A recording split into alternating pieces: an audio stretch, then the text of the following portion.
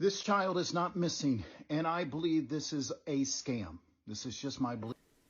How did I guess? How did I know that Rob Harvey would just have to put his nose into this?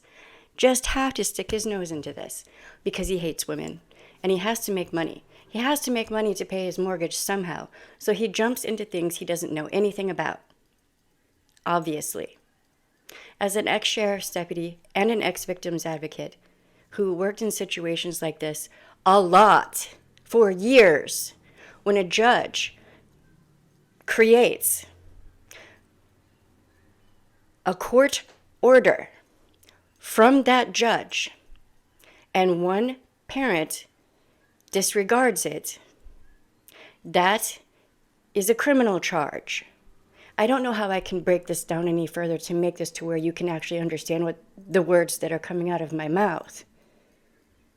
But if this guy has a history of violence the way he does, and you're using videos from his family who are almost always going to back up an abuser, just about every friggin' time I've had to interact with the family of an abuser, they were backing the abuser, not the victim. That is standard, normal procedure for people with families like that. Yeah. See, if you had worked in law enforcement or as an ex-victim's advocate, you would know that. You would be aware that this is just standard acting procedure for them as part of their toolbox. They are always propped up by family and friends. They're just a nice guy. They're nice. They would never do anything wrong, even though they have a history of substance abuse and violence and DV. Whatevs. It doesn't matter. But there you go, Rob Harvey. You have to make your money. And here I am yet again reminding people that when there's a court order in place, it is there for a reason. And if he absconded with the child, that's a criminal charge. Why is that so hard to fathom? And all this other stuff that you're bringing up does not matter in the face of a 9-year-old child who cannot decide, legally speaking, where she's going to go or not go. That's up to the judge. It's not up to either parent. It is up to the judge. And if the judge has a court order in place, then those cops should have arrested him and taken that child into custody to figure out what is going on. But they're in Texas. Your hunt and pursuit for money is dangerous. I've said that before, and here we are, I'm saying it again. Maybe you should, I don't know, research custody evaluations and court orders and all of that and what it means when you break a court order and abscond with a child. And it isn't your place to do that. And guess what? Here's the thing. It doesn't matter if you're a man or a woman. If you abscond with a child in this way, guess what? Guess where you usually end up? In cuffs, in prison. You're so worried about her doing GoFundMes. How much money have you made off of the videos you've made off of this situation right here? Me, I've made nothing. Zero. And if I did make anything, it would be donated to a DV shelter. Where's your donation? For all the money you've made off of this situation, where's your donation to the nearest DV shelter? Where is it? Come on. Show us what you do with the money you make off of these videos that you do. Where now you, in your infinite lack of knowledge when it concerns legal things in general, are saying that the dad has done nothing wrong and it's the mom's fault.